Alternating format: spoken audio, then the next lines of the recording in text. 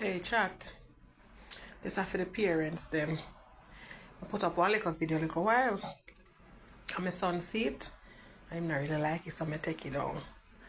I dance. That's I do a little dance, you know, but I'm not like it, so I just take it down. Parents, you see, sometimes we have big kids them.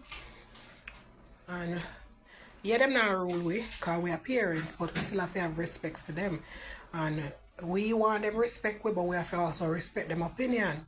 So my son never liked the video, so me take it down. We can advise with one opinion, but at the same time, we have to respect with children, especially when we have adult children. Because my next son, if he see it, he not like it neither. So me just say, you know what, let me take it down. Because I never really put up no video or dance. If I go a party, I can dance or whatever. And I not go party with my pit them because me and them are not size me and them not meet up nowhere. Them are for them not for them era. I mean my own. I not go certain places with my kids them. Because as I say, respect you. And I have to respect with children them, and I respect the children them enough. So I just take down a video. So parents, we respect with kids them, just like how we grow them up for respect we.